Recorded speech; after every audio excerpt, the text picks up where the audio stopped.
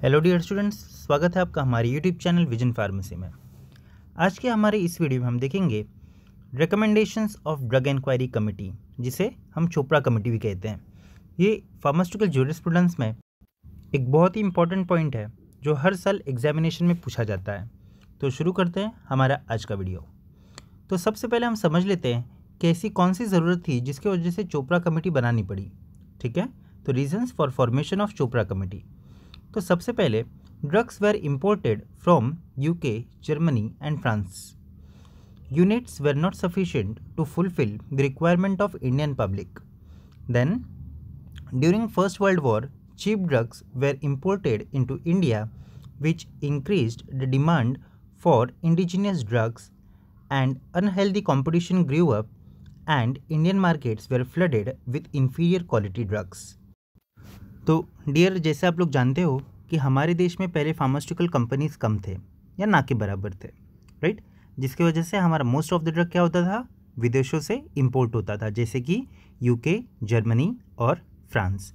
और अल्टीमेटली जो भी चीज़ें इंपोर्ट होती थी वो जो भी हमारी जो पॉपुलेशन है उनकी ज़रूरत फुलफ़िल करने के लिए कम थी, राइट। तो अल्टीमेटली देयर वाज नीड कि हमारे खुद के देश में ऐसे फर्म हो जो दवाओं का मैन्युफैक्चरिंग करें। साथ ही फर्स्ट वर्ल्ड वॉर के दरमियान हमारे देश में कम क्वालिटी का, ठीक है, या फिर सस्ते ड्रग्स हमारे देश में इंपोर्ट किए जा रहे थे। अल्टीमेटली साथ ही अनहेल्दी कंपटीशन हमारे देश में बढ़ रहा था, जिससे बहुत सारे इन्फीरियर या फिर पुअर क्वालिटी ड्रग हमारे मार्केट में एग्जिस्ट कर रहे थे। और इसका मेन रीज़न था किसी भी प्रकार के क्वालिटी स्टैंडर्ड्स हमारे देश में ना होना, राइट। तो स्टैंडर्ड्स ना होने की वजह से जो दवाएं बाकी के देशों में रिजेक्ट होते थे वो इंडिया में भेज दिया जाता था। अल्टीमेटली हमारे मार्केट्स ऐसे सभी लो क्वालिटी ड्रग से भरे हुए थे। बढ़ते हैं अगले पॉइंट्स की तरफ। तो और क्या पॉइंट्स थे जिसकी वजह से हमें कमेटी फॉर्म करनी पड़ी? तो public pressurise government to introduce effective legislation to control import, manufacture, distribution and sale of drug.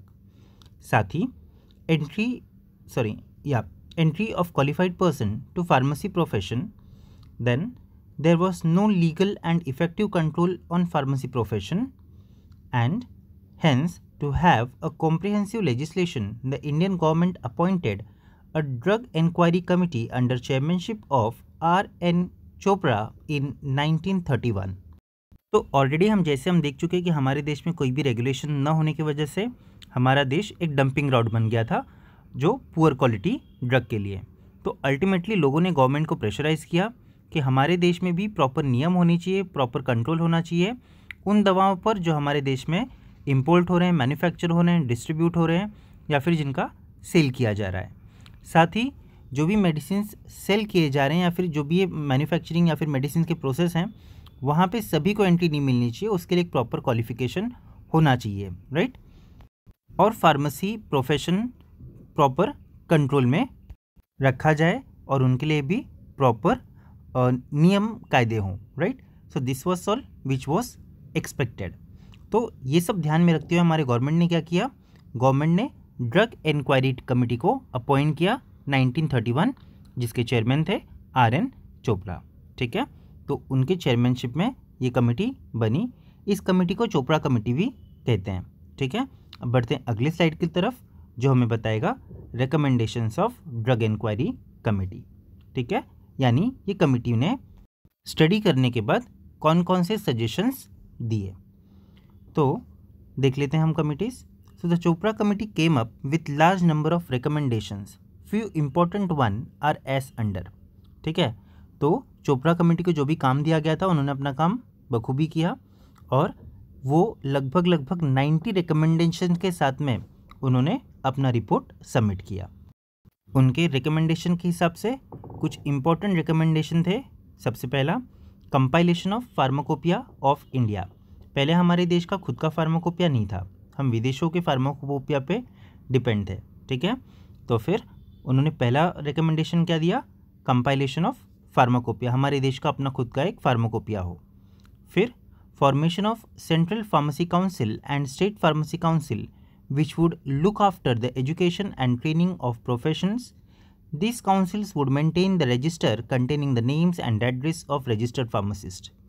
उन्होंने ये भी सजेशन दिया कि हमारे देश में एक सेंट्रल फार्मेसी काउंसिल होना चाहिए और हर एक राज्य में उनका खुद का स्टेट फार्मेसी काउंसिल होने चाहिए जो एजुकेशन और ट्रेनिंग पर ध्यान दें।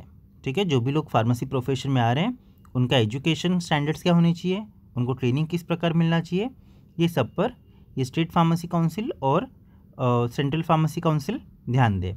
साथ ही the council would maintain a register, council एक रजिस्टर मेंटेन करेगा जिसके अंदर सभी फार्मासिस्ट का नाम और एड्रेस, ठीक है, ये भी कंपाइल किया जाएगा या मेंटेन रखा जाए। तो ये तो हो गया उनका अगला रिकमेंडेशन। साथ ही उन्होंने ये भी रिकमेंड किया हमारे देश में ड्रग कंट्रोल डिपार्टमेंट होना चाहिए और जिसके सेंटर हर एक राज्य में होने चाहिए। That is creation of central drug control department at centre with branches in all the states. बढ़ते हैं उनके कुछ और रिकमेंडेशंस की तरफ। तो अगला रिकमेंडेशन है establishment of well equipped central drug laboratory that is CDL with expert staff. उन्होंने ये भी सजेस्ट किया कि हमारे देश में एक सेंट्रल ड्रग लेबोरेटरी होना चाहिए जिसके कॉम्पिटेंट और एक्सपर्ट स्टाफ के साथ। फिर अगला रिकमेंडेशन था development of drug industry in India. हमारे मेडिसिन के डिमांड को फुलफिल करने के लिए हमारे देश में फार्मास्यूटिकल इंडस्ट्रीज़ को डेवलप किया जाए, right, that is development of drug industry in India. Then appointing of advisory board to advise the government in making rules. यह भी सजेस्ट किया कि हमारे देश में एडवाइजरी कमिटीज़, एडवाइजरी बोर्ड होने चाहिए जो गवर्नमेंट को इस मैटर में यानी मैटर्स रिलेटेड टू ड्रग, ठीक है, उसको सलाह देने के लिए हमारे पास एक प्रॉपर कमिटी या फिर बोर्ड का अरेंजमेंट किया जाए या फिर अपॉइंट किया जाए। अगला पॉइंट है a central law to control drug and pharmacy profession. तो एक कॉमन लॉ जो पूरे देश के लिए सिमिलर रहे, right, a central law to control drug and pharmacy profession. तो अगला पॉइंट है a drug industry in India should be developed. So same 5th और 8th point similar, right. Then 9th is setting of test laboratories in all states to control quality of the production of drug and pharmaceuticals। हर एक state में test laboratories का establishment हो, बनाए जाएं जिससे कि जो भी ड्रग्स हैं उनके क्वालिटी को चेक किया जाए, राइट, जो भी वहाँ पे मैन्युफैक्चर हो रहे हैं। That is setting of quality laboratories in all state to control the quality of production of drug and pharmaceuticals। अगला पॉइंट है registration of every patent and proprietary medicine manufactured in India or imported from outside country। यानी हमारे देश में जो भी medicine हैं उनका एक प्रॉपर रजिस्ट्रेशन होना ज़रूरी है, या हमारे देश में जो बना रहे हैं या फिर जो हमारे देश में इंपोर्ट किए जा रहे हैं, ठीक है, उनके लिए एक प्रॉपर स्टैंडर्ड गाइडलाइंस आवश्यक था, राइट। तो इसका भी रिकमेंडेशन उन्होंने किया। अगला है framing the academic curriculum for educating pharmacy students and also provide training for them to become registered pharmacist. मतलब हमारा सिलेबस डिसाइड करना, जैसे कि आप जानते होंगे कि pharmacy council of India, right, currently हमारा जो सिलेबस है that is common through out, right. तो फिर हमारा सिलेबस फ्रेम करना, साथ ही किस प्रकार का एजुकेशन स्टूडेंट्स को प्रोवाइड होना चाहिए, राइट, कौन से ट्रेनिंग देने हैं for becoming a registered pharmacist, ये सब कुछ डिटरमाइन करना। साथ ही prescribing minimum qualification for registering as a pharmacist, के पास कौन कौन से मिनिमम क्वालिफिकेशन होने चाहिए, ठीक है, कितना मिनिमम क्वालिफिकेशन होना चाहिए जिसके बेसिस पे वो एज अ फार्मासिस्ट रजिस्टर कर सके।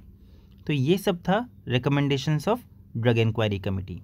आई होप आपको ड्रग इंक्वायरी कमेटी क्यों बना और उन्होंने क्या रिकमेंड किए ये सारे पॉइंट्स समझ में आ गए होंगे। ये क्वेश्चन हर एग्ज़ाम में पूछने जाने वाला जो भी पेपर सेटर्स हैं उनका फेवरेट क्वेश्चन है। तो please do like, share, subscribe and give your suggestions on what topic you need further videos. Thank you.